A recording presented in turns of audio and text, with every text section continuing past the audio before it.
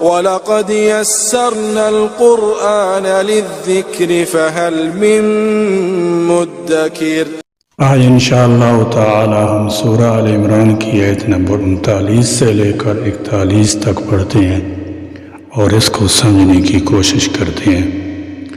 اعوذ باللہ من الشیطان الرجیم، بسم اللہ الرحمن الرحیم۔ فنادته الملائكة وهو قائم يصلي في المحراب أن الله يبشرك بيحيى مصدقا بكلمة من الله وسيدا وحصورا ونبيا من الصالحين۔ فنادته چنانچہ آواز دی اسے، فنادته چنانچہ آواز دی اسے، الملائکۃ فرشتوں نے،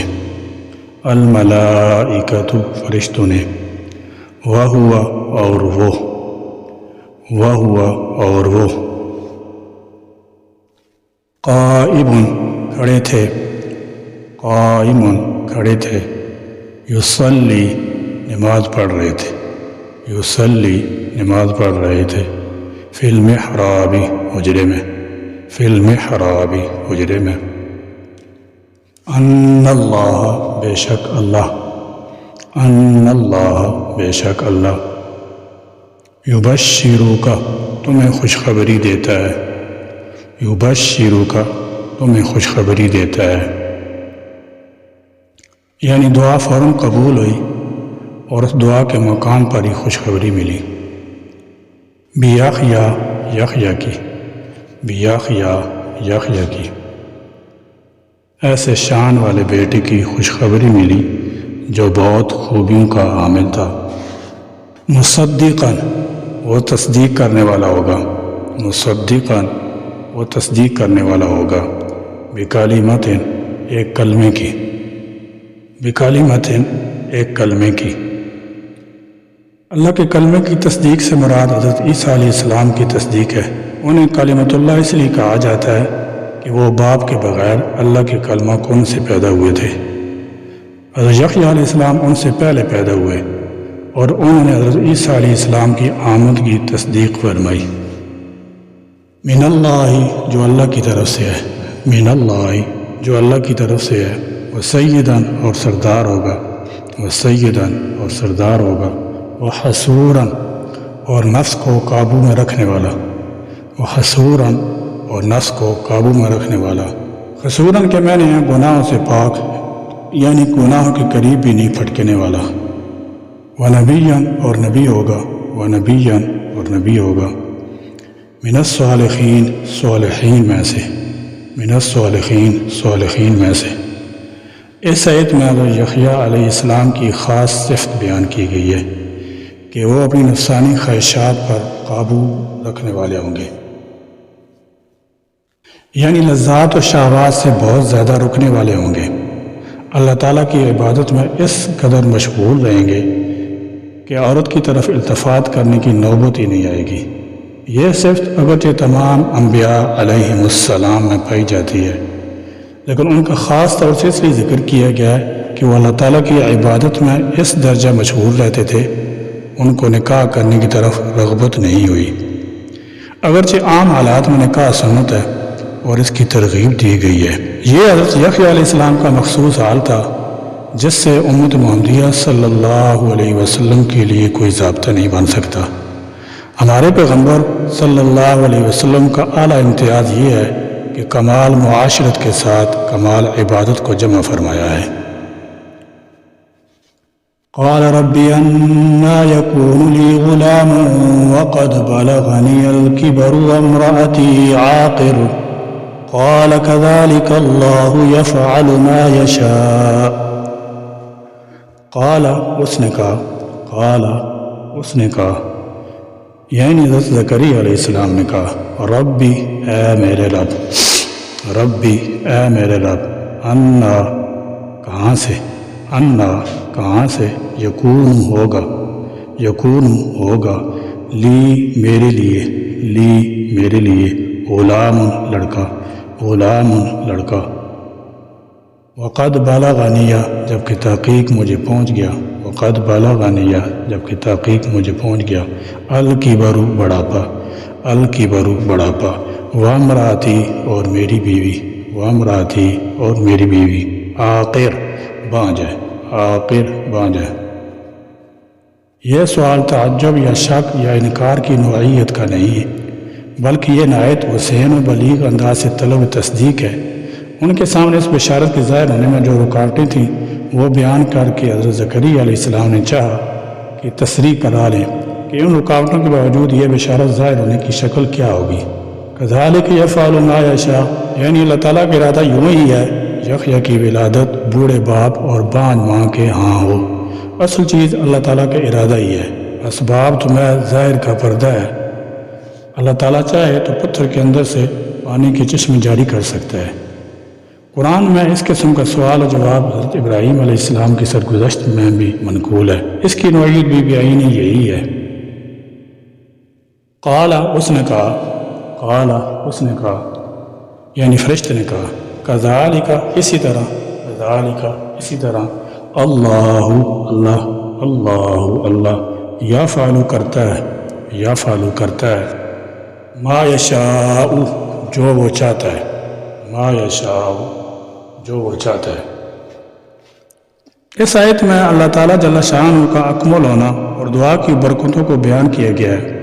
حضرت زکریا علیہ السلام بیٹے کی بشارت کا سن کر حیران ہو گئے اور بے اختیار کہہ اٹھے کہ اے رب العزت، میرے ہاں بیٹا کیسے پیدا ہو سکتا ہے، کیونکہ میں تو بہت زیادہ بوڑھا ہوں اور میری بیوی بانجھ ہے۔ اس پر رب العزت نے جواب دیا کہ میری کبریائی، میری عظمت، میری قدرت یہی ہے کہ میں اسباب کا محتاج نہیں ہوں، جو چاہوں کر سکتا ہوں۔ اللہ تعالیٰ چاہے تو بغیر ماں باپ کے حضرت آدم علیہ السلام کو بنائے، چاہے تو بغیر ماں باپ کے حوا کو بنائے، چاہے تو بغیر باپ کے عیسیٰ کو بنائے، اور اگر زکریا علیہ السلام کو بڑھاپے میں بیٹا دے تو اس کے لیے کیا مشکل ہے۔ دعا ایک ایسا مقدس اور آسان ذریعہ ہے جو اللہ تعالیٰ جل شانہ نے بندے کو عطا کیا ہے کہ اپنی ہر بڑی چھوٹی خواہش اور اپنی ہر پریشانی مصیبت کو اللہ کے حضور پیش کر سکے اور یوں دنیا دین کی نعمتیں سکون قلب رضا الہی حاصل کر سکے۔ دعا مانگنا عبادت ہے، اللہ تعالیٰ کو بہت پسند بھی ہے، شرط یہ ہے کہ دل سے دعا مانگی جائے۔ حدیث میں آتا ہے، حضرت ابو ہریرہ رضی اللہ تعالیٰ عنہ بیان کرتے ہیں کہ رسول اللہ صلی اللہ علیہ وسلم نے فرمایا، اللہ تعالیٰ جل شانہ فرماتا ہے کہ میرا بندہ میرے بارے میں جو گمان لگتا ہے میں اس کے مطابق ہوتا ہوں، اور جب وہ مجھے پکارتا ہے تو میں اس کے ساتھ ہوتا ہوں۔ یعنی خواہشات اور تمنا کو پورا کرنے کا بہترین وسیلہ دعا ہے، جیسے حضرت زکریا علیہ السلام نے دل سے دعا کی اور وہ پوری ہو گئی۔ قال رب اجعل لی آیہ، قال آیتک الا تکلم الناس ثلاثة ایام الا رمزا واذکر ربک کثیرا وسبح بالعشی والابکار۔ قال اس نے کہا، قال اس نے کہا یعنی حضرت زکریا علیہ السلام نے کہا، ربی اے میرے رب، ربی اے میرے رب، اجعل مقرر فرما دے، اجعل مقرر فرما دے، لی میرے لیے، لی میرے لیے، آیتن کوئی نشانی، آیتن کوئی نشانی۔ قال اللہ نے فرمایا، قال اللہ نے فرمایا، آیتک تیری نشانی، آیتک تیری نشانی، اللہ یہ ہے کہ نہیں، اللہ یہ ہے کہ نہیں، تو کلمہ تو بات کر سکے گا، تو کلمہ تو بات کر سکے گا، الناس لوگوں سے، الناس لوگوں سے، ثلاثۃ ایام 3 دن، ثلاثۃ ایام 3 دن، الا مگر، الا مگر، رمزا اشارے سے، رمزا اشارے سے، وذکر اور تم یاد کر، وذکر اور تم یاد کر، رب کا اپنے رب کو، رب کا اپنے رب کو، کثیراً بہت زیادہ، کثیراً بہت زیادہ، وسبح اور تسبیح کر، وسبح اور تسبیح کر، بالعشی شام، بالعشی شام، والابکار اور صبح، والابکار اور صبح۔ بڑھاپے میں موجزانہ طور پر اولاد کی خوشخبری سن کر اشتیاق میں اضافہ ہوا اور نشانی معلوم کرنی چاہیے کہ اللہ تعالیٰ جل شانہ نے فرمایا کہ 3 دن تیری زبان بند ہو جائے گی، جو ہماری طرف سے بطور نشانی ہوگی۔ لیکن تو اس خاموشی میں کثرت سے صبح شام اللہ کی تسبیح بیان کیا کر، تاکہ اس نعمت الہی کا جو تجھے ملنے والی ہے شکر ادا ہو۔ یہ گویا سبق دیا گیا کہ اللہ تعالیٰ جل شانہ تمہاری طلب کے مطابق تمہیں مزید نعمتوں سے نوازے گا، تو اس حساب سے اس کا شکر بھی زیادہ سے زیادہ ادا کرو۔ جو لوگ قرآن کے اسلوب بیان سے اچھی طرح آشنا نہیں ہیں، ان کو ممکن ہے یہ شبہ پیش ہے کہ آیت میں یہ تو مذکور ہے کہ تم 3 دن کسی سے بجد اشارہ کی بات نہ کر سکو گے، لیکن اس بات کی تصریح نہیں ہے کہ ذکر تسبیح کر سکو گے۔ اس شبہ کا جواب یہ ہے کہ آیت میں اس تصریح کی جگہ تسبیح تعلیل کی ہدایت رکھ دی گئی ہے۔ ظاہر ہے کہ یہ ہدایت اسی لیے کی گئی ہے کہ وہ یہ کام کر سکتے تھے۔ اللہ تعالیٰ جل شانہ ہمیں بھی اپنی قدرت کاملہ پر یقین کامل نصیب فرمائے، اور ہر کام میں اور ہر حال میں اپنی قدرت پر نظر اور بھروسہ رکھنے کی توفیق عطا فرمائے۔ یا اللہ، اولاد صالح کی نعمت سے ہم سب کو نواز دے اور اس پر شکر کی توفیق بھی عطا فرما دے۔ یا اللہ، آپ کی قدرت کاملہ ظاہری اسباب کی پابند نہیں، آپ جو چاہیں کون فیکون سے کر سکتے ہیں۔ یا اللہ، اپنی نعمتوں کا ہم کو شکر گزار بندہ بنا کر زندہ رکھیے اور ناشکری سے بچائیے۔ یا اللہ، ہم میں سے جو اولاد کے آرزومند ہیں ان کو اپنی رحمت سے اس نعمت سے سرفراز فرمائیے اور اولاد صالح عطا فرمائیے۔ ربی هب لی من لدنک ذریۃ طیبہ انک سمیع الدعاء، ربنا تقبل منا انک انت السمیع العلیم وتب علینا انک انت التواب الرحیم، آمین یا رب العالمین، وآخر دعوانا ان الحمد للہ رب العالمین۔